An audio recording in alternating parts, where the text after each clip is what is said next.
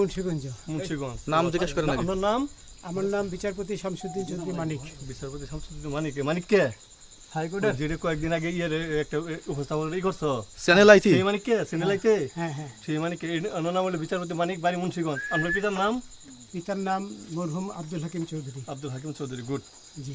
আপনি ইন্ডিয়া পালাইতেছেন কেন বলেন? ভয়ে পালাইতেছি। কার বইয়ে? আর প্রশাসনের ভয়ে। প্রশাসনের বইয়ে?